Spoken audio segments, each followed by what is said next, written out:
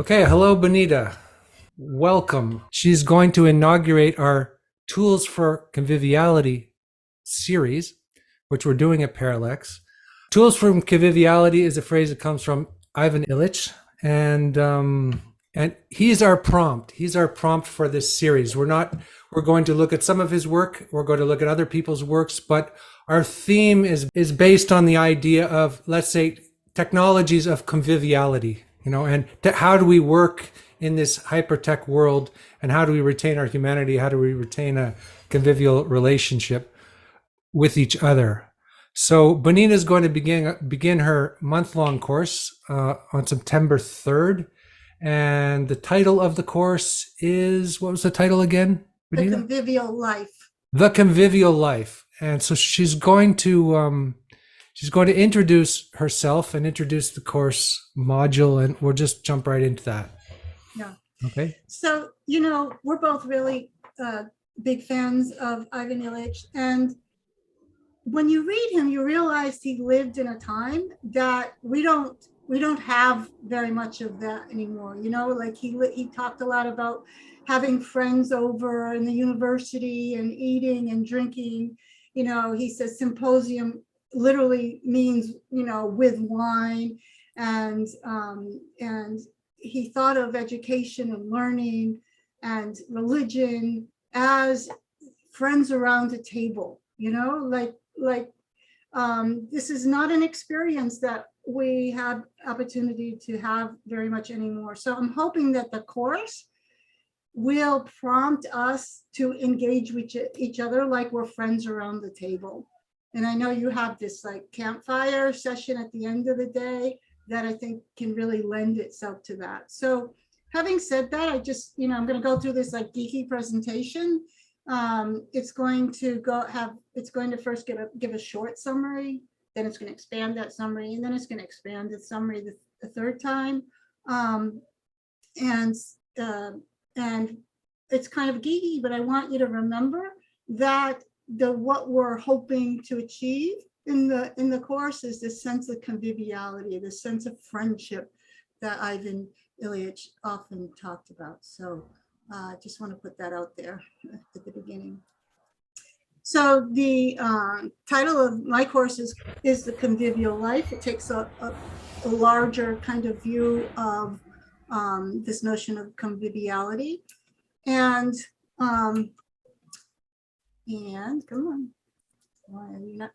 And the subtitle is Conversations Between Ivan Illich and Friends. And this is because we're going to use Ivan Illich as prompts, because he's very provocative and he says things that kind of switch perspectives and shifts our idea of things. And then we're going to bring in other voices that are more contemporary to see, well, where are we at? And how does Jan Zawicki talk about this? Or Timothy Morton talk about this? What are these other voices that have come into the conversation since Ivan Illich? So we're going to kind of call these conversations into reality.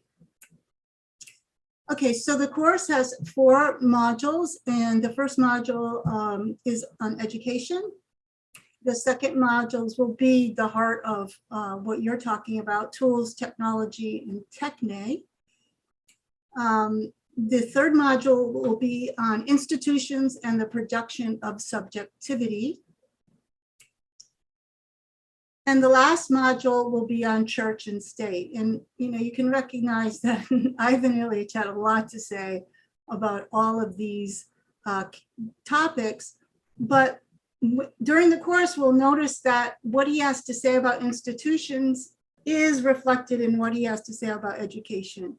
What he has to say about tools, technology is reflected back in all of these categories. Everything in his work, he has a certain thematic presence, so that these look like bullets but they're not independent. They're not independent of each other. So we'll be able to get this sense that one thing leads and reflects back to the other. So in education, we're going to talk about something I call consumer education, and invite his words into what he thinks education is about. We're going to contrast that with village education. And then we're going to look at this proposition of saying without naming. So here we're inviting the Tao Te Ching and Christopher Alexander into the conversation around education. So this is part of inviting friends into the conversation. In the second module, Tools, Technology, and Techne, we'll be talking about Illich's notion of tools for conviviality, proportion, and human scale. And then we're going to move it into something very contemporary conversation around the AI apocalypse, and see if we can find in Illich some prescience or warning or even possibility and opportunity.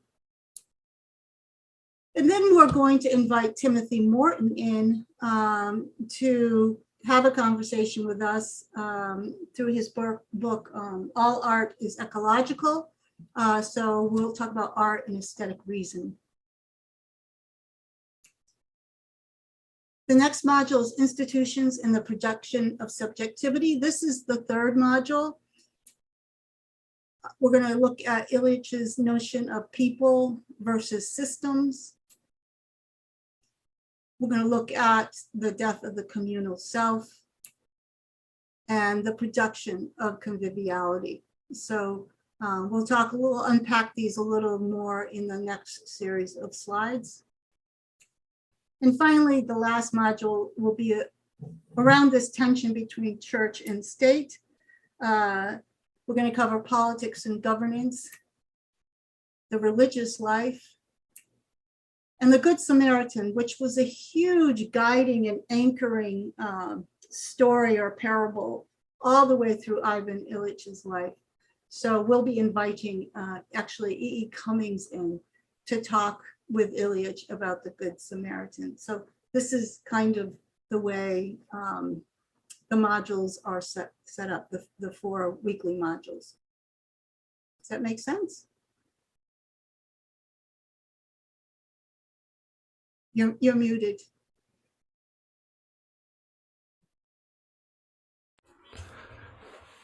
Yes, that makes sense. That sounds great. I guess as you were talking, a few things jumped out, and one was, the difference between consumer education and village education. That stuck out to me, and I'd be very interested in hearing your points of view about that. I know Ivan Illich wrote a book called Deschooling Society. Yeah. So we can also talk about the difference between education and school. Yeah. And I also love the image of the table, sitting around the table. We just got back from Vermont, and we had a big conversation around a table. Let's say the table was big. A very big table where we talked about Zach Stein and Mark Gaffney's work, and it was quite lively. So anyway, yeah. So what is the difference, let's say, between consumer education and a village education? How do you conceive of that? Yeah, I mean, we could go through the next series of slides. I don't want to give away too much. The education module is really big. We're going to invite Jan Zurwicki in with her reflections. I have a lot of PDFs for people, so they don't have to go out and buy or search for articles. But it's interesting that you mentioned the conversation on cosmoerotic humanism, because this notion here of the religious life and the Good Samaritan can interestingly weave into some of the work that Gaffney and Stein are doing. And maybe that would be a really nice fireside chat too, to compare and contrast the voices in this module with the contemporary scene, not only with Gaffney and Stein, but we have the people around John Vervaeke, who, like Chris Master Priocho and Jonathan Peugeot, who are interested, young people interested in reformulating a religious attitude So this is a very, this is like the kind of conversations we want to have, is like to take this material and then say what's happening in our community that we can see now. And education obviously is a big one, including reflecting back on what is Parallax Academy, like what is education, So just bringing this into a real experience, I think would be great around the fireside chats. Yeah, and also, I remember Marcia McLuhan saying that since television was invented, education takes place outside of the classroom.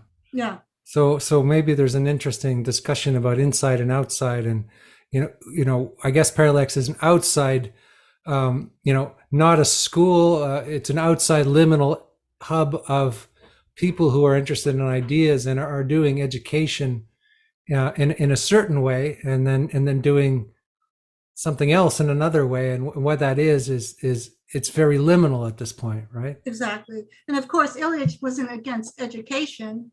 He was against the state and institutionalization of education, because he believed it didn't serve to teach children. And we are going to bring in Jacques Rancière. Is that how we say his name? I know you're French, so I feel bad about Rancière, The Ignorant Schoolmaster. Do you know this book? No, I don't. No. Okay, so this is a very fun book. I do have a PDF of it for people who want to snatch that up. And it's a beautiful fiction, nonfiction, and it's really, really cool. We're going to bring him in 5 Lessons in Intellectual Emancipation. I was actually turned on by this book by Peter Limburg. So that, just getting this sense of these voices we're going to bring in around these topics. Yeah. And when we get to this one, this is the third module, and I'll unpack that in the next slides. But we'll look at Ivan Illich's notion of systems and the age of systems, where he says there are no more tools, there's only systems. But the death of the communal self and the production of conviviality, we're going to workshop this module. I have actual games people can play and figure out what their trust networks are, and how they use their time, and whether they're moving toward or away from the convivial society. So this third module will be real hands-on and real workshoppy. So that's something people can look forward to. Well, maybe I should have asked you this in the beginning, but I know that you have something called a pop-up school, yeah, and you do educational things online, but also that you're a very hands-on person, that you work with horses, and that you work with farming and things that are very, very practical. So I don't know, maybe you want to talk a little bit about the way you work with people, and the way you teach, and the way you explore these ideas. Yeah, so let me stop sharing my screen. We'll come back and do the rest of the slide afterwards. Well, one thing people will notice is that I tell a lot of stories and give a lot of examples, but they're always stories from the natural world. So it's kind of, they're not always, but people might get the impression that I don't live in the human world. But we're gonna, interestingly enough, the last module, when we talk about the religious life, and I'll have to come back to the slide, but the slides that we didn't show, what we're going to pick up on, of the many things that Illich talked about, he has this statement. He says that Jesus was not God coming back as man, he's God coming back as flesh. And he talks about religious as enfleshment, and he complains about the progressive, he uses this word, disenfleshment of each generation. And what I teach it's very resonant with what I teach at the pop-up school, which is not abstract. Like, these things are not abstractions. They are meant, he talks about the deep carnality of God, the deep carnality of Jesus, that love and loving, these are not abstractions. And this is what he complains about. The church becomes institutionalized and corporatized, and then the Christian nation state evolves from that design, and people are robbed of the moral encounter with the other. That you just give money, and they have corporations and institutions that take care of things. And he wants to reclaim the carnality of the religious life. And so, so by the time we finish, we're going to be talking about a lot of the kinds of work I do, which is to reflect these ideas, embed them in our actual life. So the workshop we do, which I just did in upstate New York for an organization called Endemic, and they're working on sacred societies. You'll actually see that you have certain trust styles, and the convivial society, the core of a convivial society is trust. And then there's these domains of care, and we'll actually workshop that into insights. So we're going to get there. When we get to the enfleshment, God as carnality. That's great. That's a Bonnie thing, God as carnality. It's even more than, people keep talking about embodiment, but that almost goes another layer. Enfleshment. No, exactly. Embodiment. It goes even deeper than embodiment. He's serious. I mean, the thing about him, he uses words like this because he's serious. He's like, yeah, God became man, but he already knows that people, it doesn't hit them enough. It doesn't, for him, when he understands these parables in religious life, he takes it seriously. And so this is why he uses these words like, carnality and enfleshment. And we'll end up talking about the Good Samaritan, and we'll see why he says everybody knows the story of the Good Samaritan, nobody gets it. And it's this. Yeah, it's not mere altruism or something like that. It's much. Again, he brings a deeper level to that. He talks about the institutionalization of sin, where altruism has become even altruism has become an abstraction.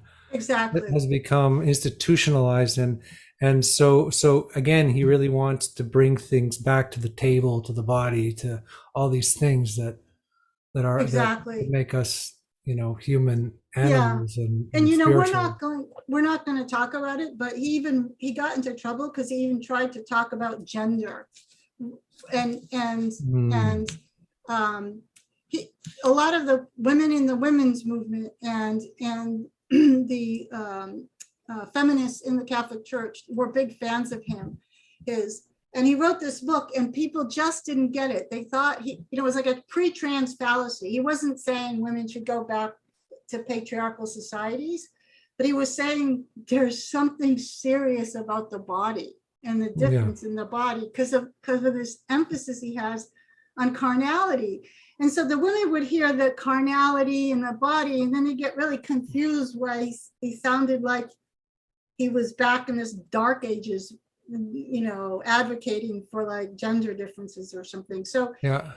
And actually, I think his meaning of gender is something different than how it's conceived of today. Exactly. He was talking about complementarity, and he distinguished that from what he called economic sex, sex roles. Yes. And so he was talking about the complementarity of male and femaleness, and I think I heard actually David Cayley say that he took this term was actually he kind of brought that term into being, and then people ran away with it and made it something else. Yeah. So the book almost doesn't make sense to us today because of how we think of what gender is. And the great irony here is that he had a theory of inversion, right?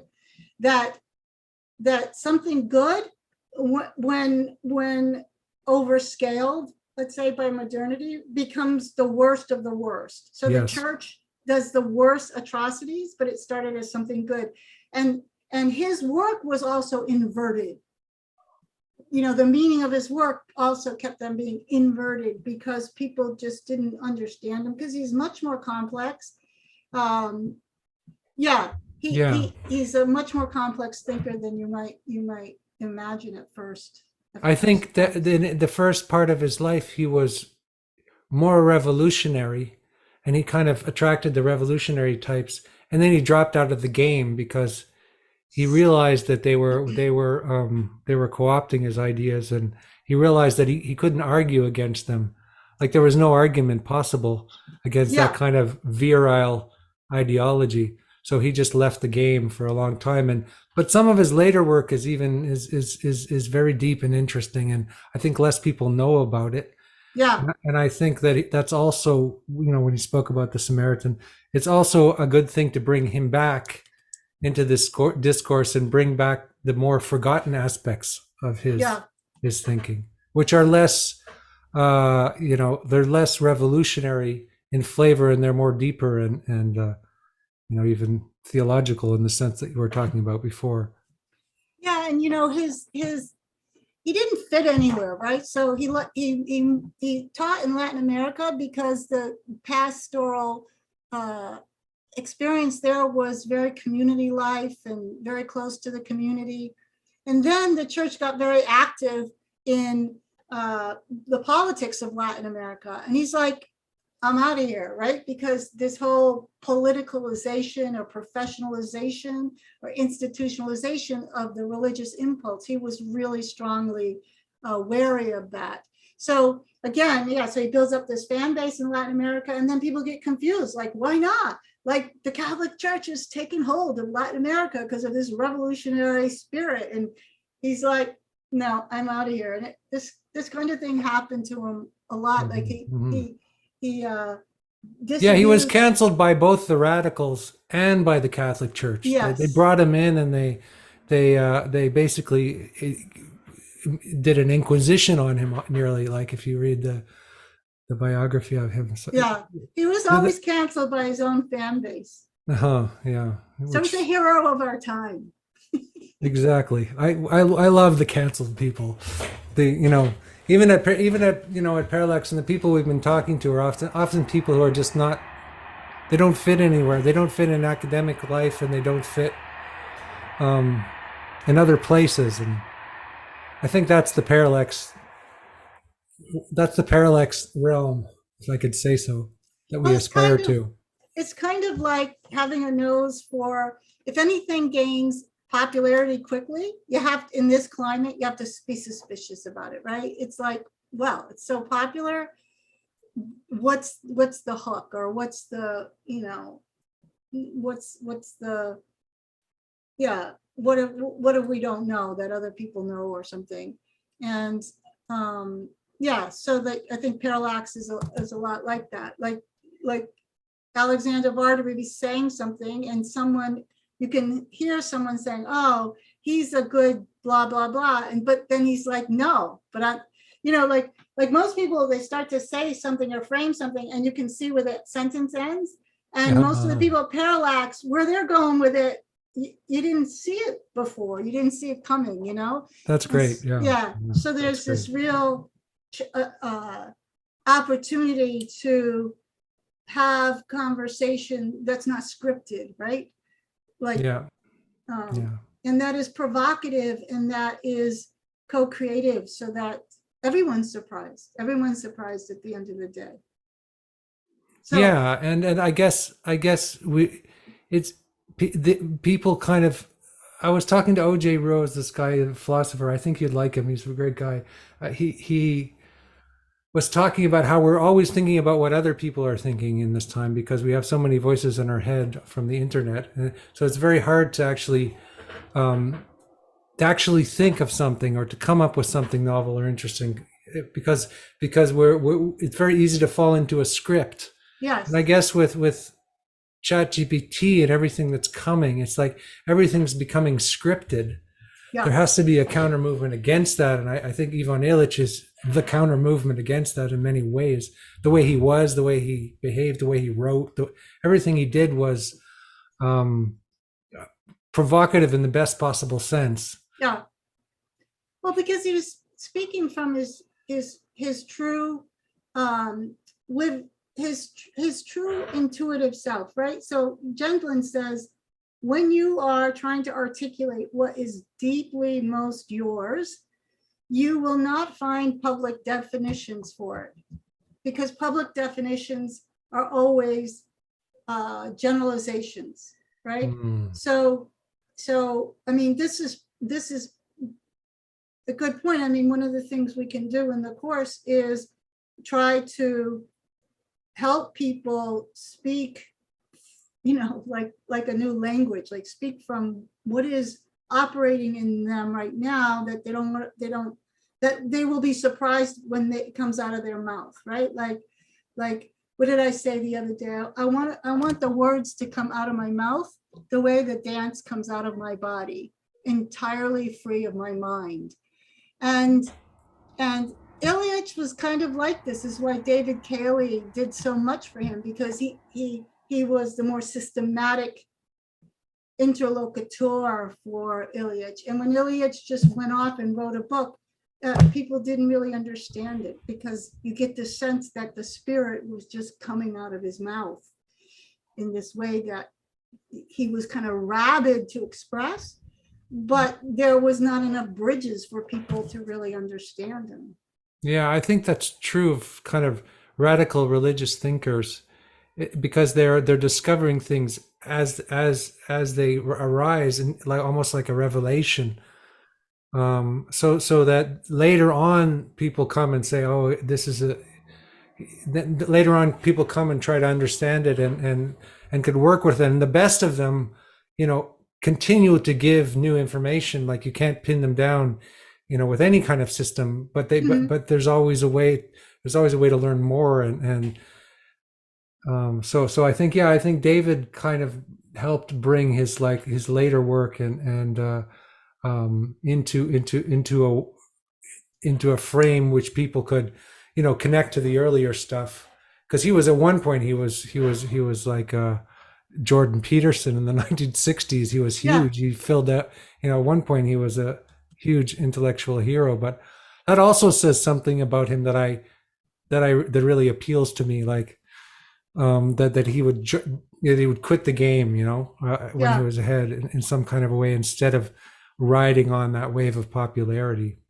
He was definitely not susceptible to audience capture. In fact, he might have been a little too quick to pivot. But, you know, this is why he would say that when you codify religion, it becomes a text and, you know, and medically reproduced. It becomes a perversion, because then you have people who are just, they're not religious. They're students. They're intellectual students of the religion or something. Versus, you know, being very, very aware and receptive to what is arising in the other that is already sacred. You know, I was working with some young people, and we were trying to figure out how to write a magazine article around education and sacred societies. And we were going around and around. And then I said, you know, the connection is education's already a sacred act. It's like the whole key is to notice that this relationship with the child or the teacher is already a sacred relationship. And then everything falls from there, not to like try to figure out how to make education a sacred relationship. It's to notice that it's given in our human condition already, that it's a sacred relationship. Yeah, that's right. And that is the essence of his thinking, Ivan Illich, which was about philia, which was about he talked about friendship. That is the essence of the educational relationship, not in some kind of a way that people meet each other, and then, relationships develop, and then, we learn together. When you try to institutionalize that, I know this because I'm a teacher, and I know that, when you go in front of a classroom, you have relationships with a couple people, and most of the people are kind of like, they're sitting there like they're watching TV. So it's like, I think one of the opportunities with a course like this, and with the kind of stuff, this kind of stuff, is to move into that space of real, let's say, the proper, let's say, learning relationship, which can't be sort of institutionalized or categorized, or put into any sterile Yeah. frame. And like Ian McGilchrist said, the institutions they have too many rules. So you can't have this kind of philia and this deep engagement if there are too many rules. I lecture, you listen, da da da da da da. Because then I go and I play the game. Like as a student, I play the game. Like, okay, or and I'm not allowed to show up as who I am in the context that my life is going right now, because I already implicitly know that that's not allowed in this game. We're going to, in the education piece, we're going to look at, I think his name is Jules Henry. Could be Henry Jules. I hate these people with two first names because I can never remember. We have Donald Oliver too. And but he talks about like what is actually being learned by the child is what the child actually learns is the extracurricular rules that society wants, not the content. Most of the cognitive work that the child is learning is the, so he talks about little Johnny goes on the board and he's asked to work out a math problem and he doesn't know how to solve it. So what he's learning is about the violence, the inherent violence and disrespect in his culture, right? Because the teacher knows he can't do it. Everybody's like laughing at him. So he won't remember all his algebra, but he will remember something about society from that experience. And so that's always a question. We're going to talk about ontological design. We'll read Jan Zawicki talking about why she left, really a good staggering pay job university. Yeah. So all this is like, there's so much to do here, but of course hasn't started yet. Yeah, right. Yeah, I guess I'm just jumping into a conversation with you and not being very systematic here, but I think that's fine. I think maybe people will get the flavor, of who you are and what you want to transmit, and then in terms of what we're doing, people will have lectures, but then I guess we're moving from the form is that we move from the lecture format to the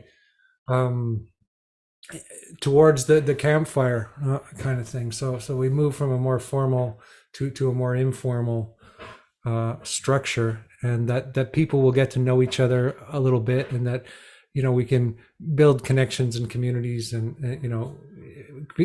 within communities, and that will be what we're saying it is. It's tools for conviviality. Right. Yeah, that's an interesting, even parallax in the digital environment, the design of your course, these are all tools, and I know you put a lot of attention to like how can they be convivial, what is the size and scale. I love the campfire idea afterwards on the same day, so there's not like this huge amount of time, because a lot of times during classes, and I know my classes are 2 hours, and then right at the end you get this really big insight, and everyone's really high, and then you jump off of Zoom, and And and few of us have the luxury of them running downstairs and having a family that want to hear us like go on and on. Plus, it's not easy to translate what experience you've just had to people that weren't there, you know? So yeah, so I hope people really sign up for the campfire thing. I didn't understand it at first, and then when I finally got it, like, because I was really dense, I'm like, wow, that's a really cool idea. Yeah.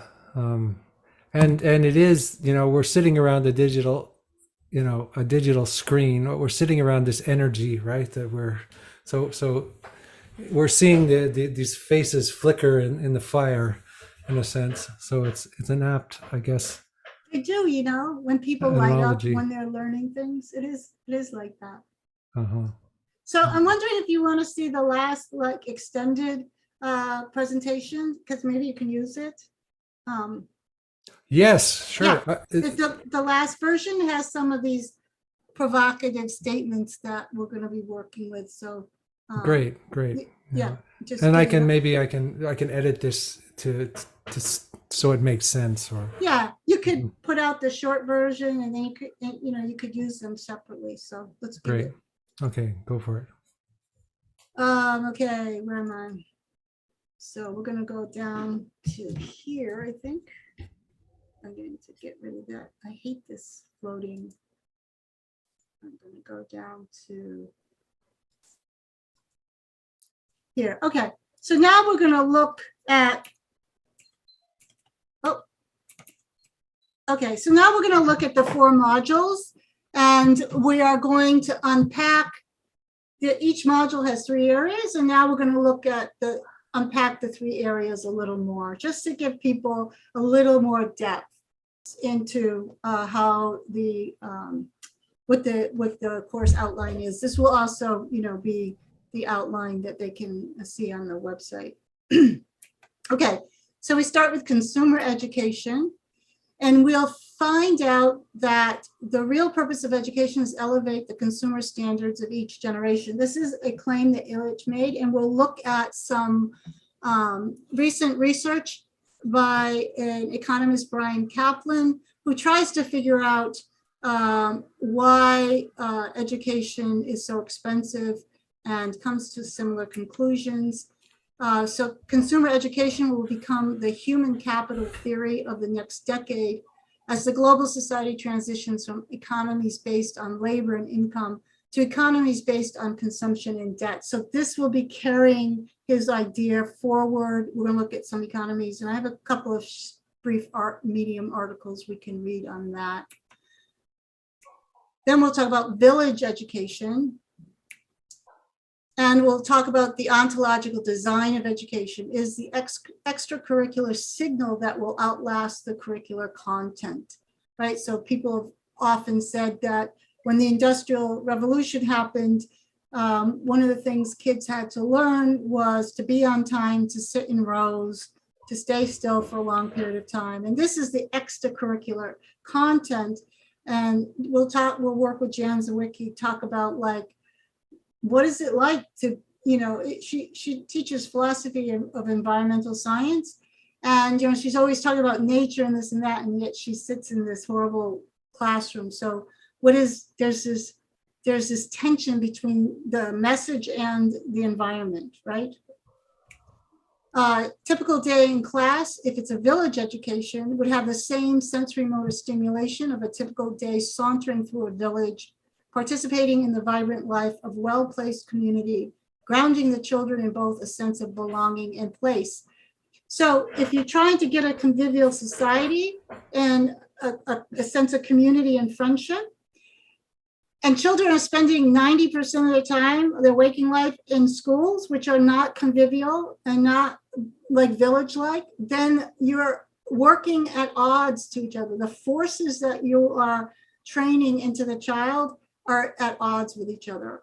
So if we want to make villages, we have to have education that's like a village.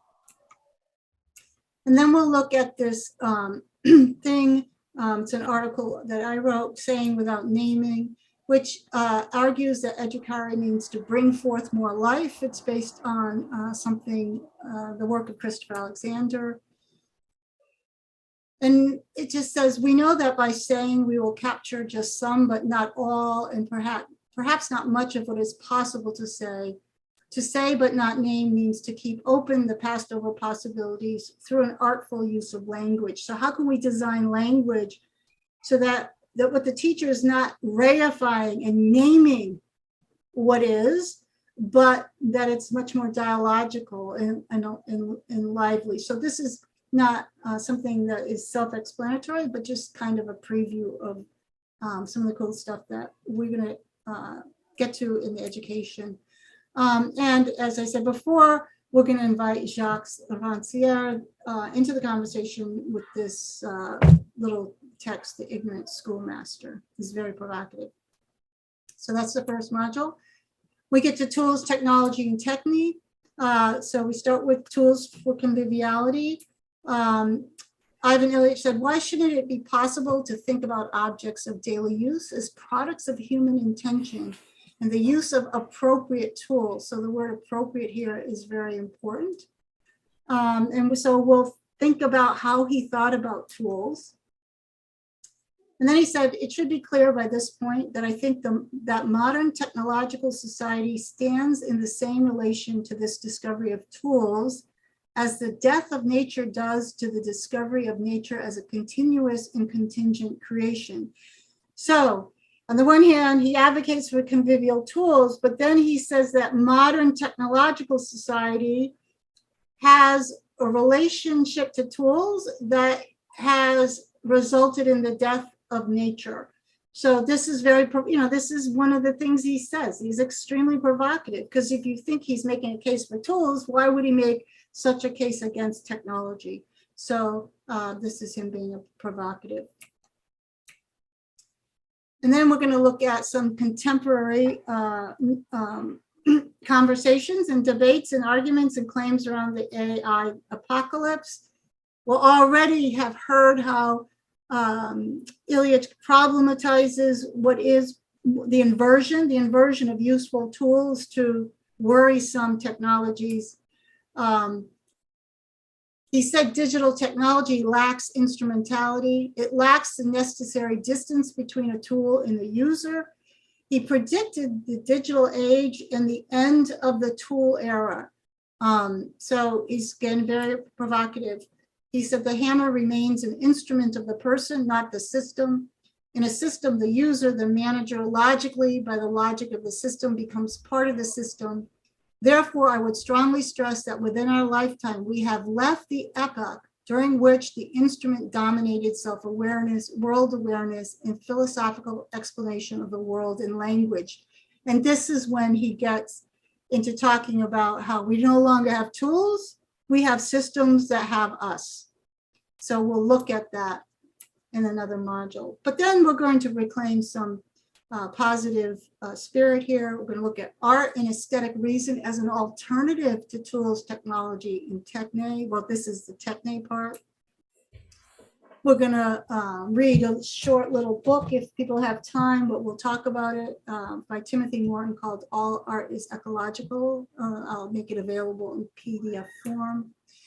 And this is what Timothy Morton says in his book. We'll be seeing how the experience of art provides a model for the kind of coexistence of ecological ethics and politics wants to achieve between humans and non-humans. Why is that?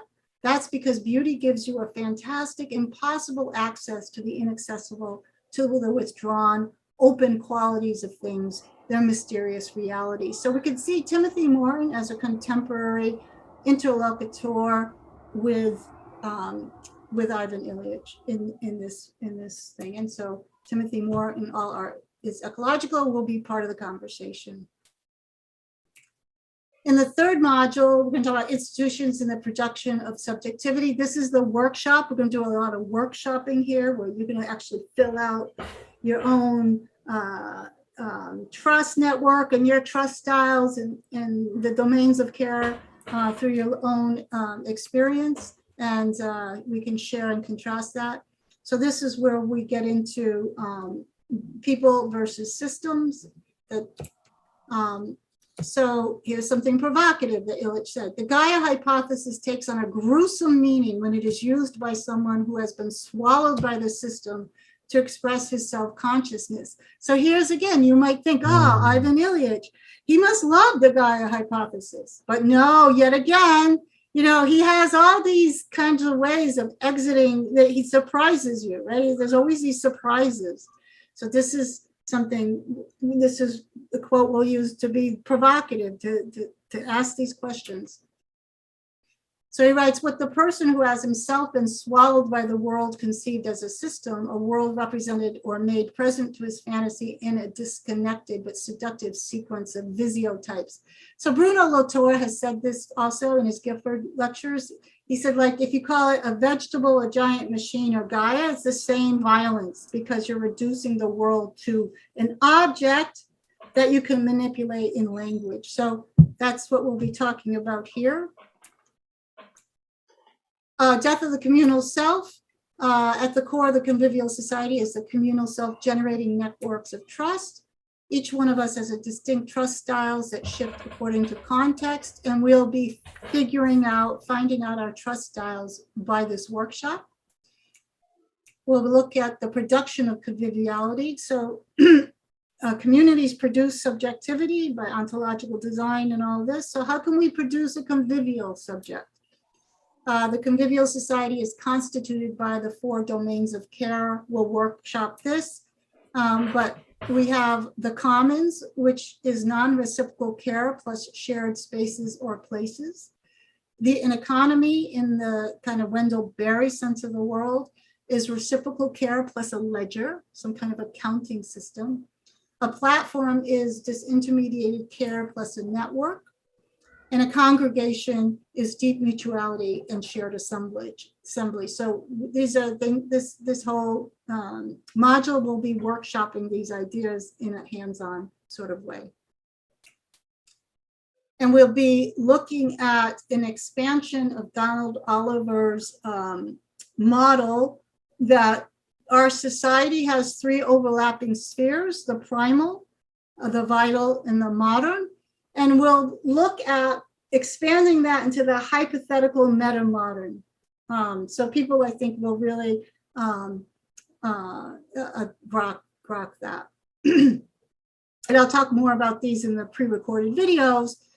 And so then once we get to the live sessions, we can go through it and just have peer-to-peer conversations around it. And finally, the last module, church and state. We have politics and governance. So here's a provocative statement by Ivan Illich. Whenever I look for the roots of modernity, I find them in the attempts of the churches to institutionalize, legitimize, and manage Christian vocation. So he saw the emergence of Christian Europe as coming from the design, the political and governance design of the church, which of course came from Neoplatonism. So he wrote, Christian Europe is unmanageable with its deep concern about building institutions that take care of different types of people in need. So there is no question that modern service society is an attempt to establish and extend Christian hospitality. On the other hand, we have immediately perverted it. The personal freedom to choose who will be my other has been transformed into the use of power and money to provide a service. This not only deprives the idea of the neighbor of the quality of freedom implied in the story of the Samaritan, it also creates an impersonal view of how a good society ought to work. It creates needs, so-called, for service commodities, needs which can never be satisfied. Is there enough health yet, enough education? And therefore a type of suffering completely unknown outside of Western culture with its roots in Christianity. So this is a very severe critique of not only the world he lived in, but a big warning, like, what are we doing in this time between worlds? Are we satisfying needs that actually are iatrogenetic and they actually cause a new kind of suffering that the world has never seen before? So like there's he's got an intense mind and an amazing gift for perspectival shifts. So this is again, these are prompts that we will be working with for having conversations. Then the religious life. Here's another cool perspectival shift. And this is where we can talk about some of these religious movements, cross movements in our community. How is it that Jewish people came into existence around their prophets? It says prophets, but it means prophets. So he says, what makes the ancient Jews unique is that they became a social we, an I in the plural, around the message that whatever happens in history or could be seen in nature is a foreshadowing in the sense that pregnancy foreshadows birth. And I thought this was very provocative because it kind of pings on something Jordan Hall said in Vermont, and that is that to become a we, it has to do something with religion. And this is the question that you see Illich being fascinated with.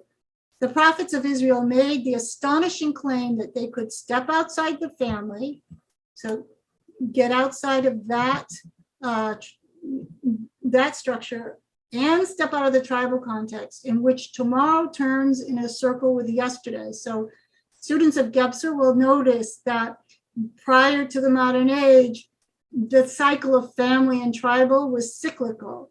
And these prophets, and I would argue the Neoplatonists, they had this claim that they could speak about a tomorrow, that they could be visionaries outside of these cycles, which would be totally surprising.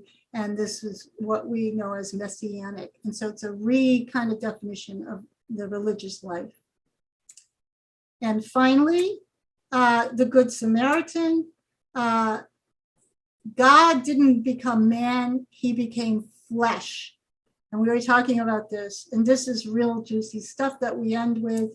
I believe in a God who is enfleshed and who has given the Samaritan as a being drowned in carnality, the possibility of creating a relationship by which an unknown chance encounter becomes for him the reason for his existence, as he becomes the reason for the other's survival, not just in a physical sense, but a deeper sense as a human being. God's love is in the flesh and the relationship between two people. The mystery of the Samaritan is inevitably a mystery of the flesh. This becomes very difficult to explain or even to say in our generation, during which I believe an extraordinary process and an extraordinary history of disenfleshment of our perceptions, concepts, and our senses has reached a high point.